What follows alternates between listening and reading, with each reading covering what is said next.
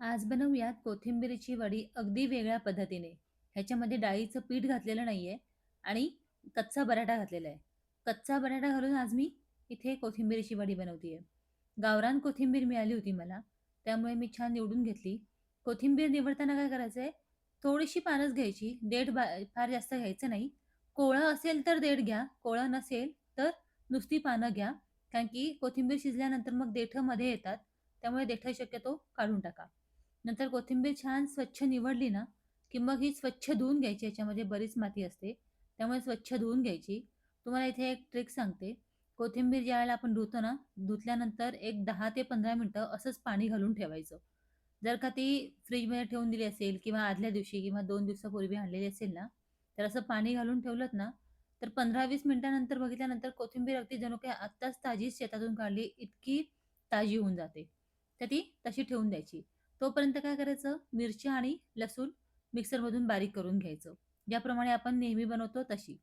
आता हे बघा, कोथिंबीर किती एकदम ताजी अशी झालेली आहे बघा, एकदम फ्रेश तयार होते.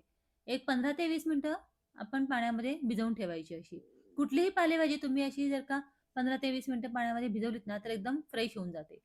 आता ह्याच्यामध्ये आपल्याला या वड्यांमध्ये कच्चा बटाटा घालायचा आहे.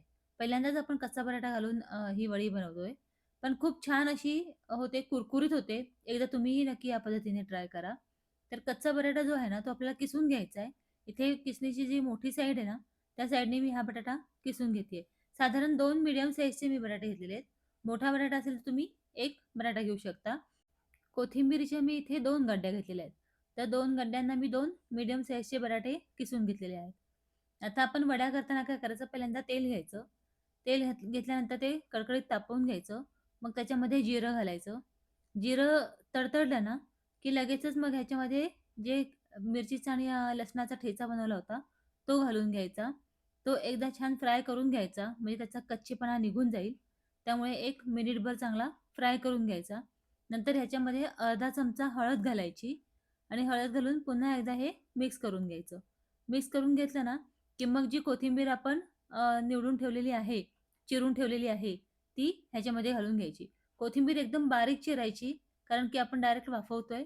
त्यामुळे एकदम बारीक, जेवढी बारीक चिरता येईल ना, तेवढी कोथिंबीर बारीक चिरून घ्यायची. कोथिंबीर घातली, की लगेचच हा किसलेला बटाटा ह्याच्यामध्ये घालून घ्यायचा आणि मग हे छान व्यवस्थित मिक्स करून घ्यायचं.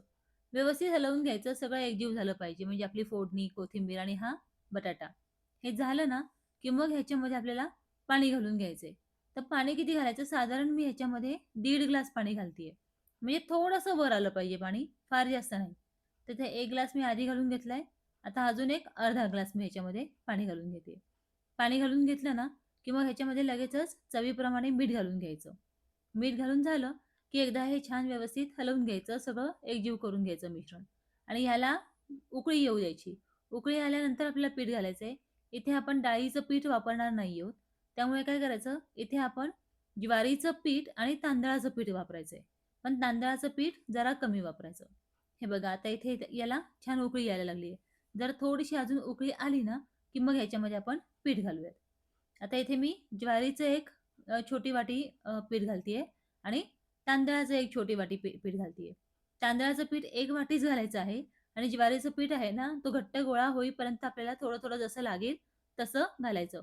ज्याप्रमाणे आपण डाळीचं पीठ वापरतो ना कोथिंबीरीच्या वड्यांना, जसं लागेल तसं आपण थोडं-थोडं घालत जातो, त्याप्रमाणेच करायचं.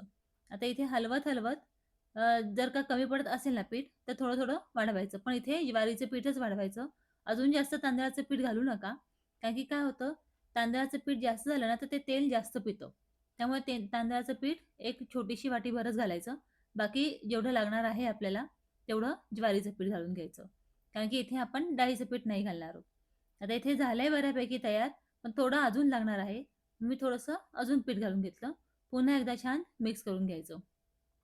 याचा छान असा गोळा तयार झाला पाहिजेल आहे. जेणेकरून आपल्या वड्या पडतील. आणि हे 5 ते 10 मिनिटं शिजवून घ्यायचं चांगलं. हे पीठ पण ह्याच्यामध्ये चांगलं शिजलं पाहिजे. त्यामुळे छान शिजवून घ्यायचं. ही वडी एकदम पौष्टिक आहे खायला. सगळ्यांना आवडेल घरामध्ये आणि एक वेगळी पद्धत आहे. बटाटा पण ह्याच्यामध्ये खूप छान लागतो. तुम्ही पण नक्की या पद्धतीने एकदा ट्राय करून बघा. खूप सुरेख होते आणि एक वेगळी चव येते. हे बघा, आता हे छान असं घट्ट-घट्ट होत चाललेलं आहे. आता काय करायचं, गॅस बंद करून घ्यायचा आणि एका ताटाला तेल लावून घ्यायचं. आपल्याला हे ताटावरती थापून घ्यायचंय. त्या ताटाला आपण तेल लावून घ्यायचं. तेल लावून झालं ना, की मग ह्याच्यावरती हे मिश्रण घालून घ्यायचंय. तेल लावलं की होतं की लगेचच ते निघतात वड्या, चिटकून राहत नाहीत. आता ह्याच्यावर मिश्रण घालायचं आणि ते एकसारखं पसरवून घ्यायचं. हे बघा गरम-गरमच आहे. लगेचच आपण हे पसरवून घ्यायचं. तर एखाद्या ह्याच्या साहाय्याने उलटण्याच्या साहाय्याने तुम्ही हे असं पसरवून घेऊ शकता. एकसारखं पसरवून घ्यायचं. आपल्याला ह्याच्या वड्या पाडून घ्यायच्या आहेत. आपण असं उंडा तयार करून उकडायचा आहे वगैरे वाफवून घ्यायचं आहे असं करायचं नाहीये. त्यामुळे आपल्याला आता अशाच वड्या ह्याच्या पाडून घ्यायच्या आहेत. हे बघा सगळ्या बाजूनी छान मी एकसारखं असं पसरवून घेतलं. आता हे अजून थोडंसं पीठ राहिलं होतं, ते मी दुसऱ्या ताटामध्ये पसरवतेय. हे थोडीशी पातळ वडी तयार होणार आहे ह्याची. पातळसर मी हे पसरवून घेतेय. आता काय करायचं, आपल्याला जशा वड्या हव्यात ना आकारात, तशा आकारातल्या वड्या आपण इथे पाडून घ्यायच्या. आता ही थोडीशी जाड वडी पाडलेली आहे मी. वडी शक्यतो जाडच ठेवा, म्हणजे कसं होतं, की तेल जास्त पीत नाही आणि छान म्हणजे खुसखुशीत होते वडी एकदम. तुम्हाला इथे एक आठवण करून देते, माझ्या रेसिपीज तुम्हाला आवडत असतील, तर चॅनलला लाईक, शेअर आणि सबस्क्राईब करायला विसरू नका. मी अशाच छानशा, सोप्या आणि पौष्टिक रेसिपीज माझ्या चॅनलवरती अपलोड करत असते. हे बघा इथे आता छान अशा वड्या पाडून झालेल्या आहेत. त्या काढायच्या आणि आपल्याला तळून घ्यायच्या आहेत. ह्या वड्या अशाच खायला सुद्धा खूप सुंदर लागतात बरं का. नुसत्या अशा सुद्धा तुम्ही खाऊ शकता. खूप सुंदर लागतात. तुम्हाला शॅलो फ्राय करायचे असतील, तर तुम्हाला शॅलो फ्राय पण तुम्ही करू शकता. डीप फ्राय करायचे असतील, तर तुम्ही डीप फ्रायही करू शकता. मी आता ह्या वड्या डीप फ्राय करून घेणार आहे, कारण की मला त्या कुरकुरीत करून घ्यायच्या आहेत. त्यामुळे इथे तेल गरम करत ठेवलेलं आहे. फार जास्त एकदम घालायच्या नाहीत.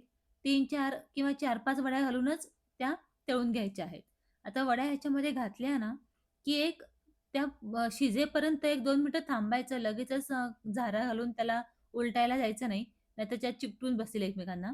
त्यामुळे थोडं त्याला शिजू द्यायचं, फ्राय करून घ्यायचं आणि मग नंतर उलटायला द्यायचं. हे बघा, असं छान असं नंतर उलटून घ्यायचं.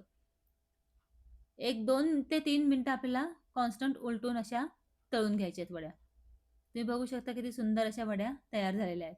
खूप छान तयार होतात. तुम्हाला ही रेसिपी कशी वाटली मला कमेंट बॉक्समध्ये नक्की सांगा आणि तुम्हीही एकदा नक्की ट्राय करा. आता ह्या अशाच आपण सगळ्या वड्या ज्या आहेत त्या तळून घ्यायच्या. एक 2 ते 3 मिनिटं कॉन्स्टंट तळायच्या आहेत. गॅस जो आहे तो लो टू मीडियम फ्लेमवरती ठेवायचा आणि तळून घ्यायच्या. टाकल्या-टाकल्या लगेचच उलटायच्या नाहीत. 1-2 मिनिटानंतर उलटायच्या आणि काढून घ्यायच्या. ही एक कोथिंबिरीची वड्या बनवण्याची वेगळी पद्धत आहे. ह्याच्यामध्ये आपण डाळीचं पीठ नाही वापरलं, आपण बटाट्याचा कीस वापरलेला आहे. तुम्हाला ही रेसिपी कशी वाटली? मला नक्की सांगा. भेटू पुढच्या रेसिपीमध्ये. तोपर्यंत बाय. Take care.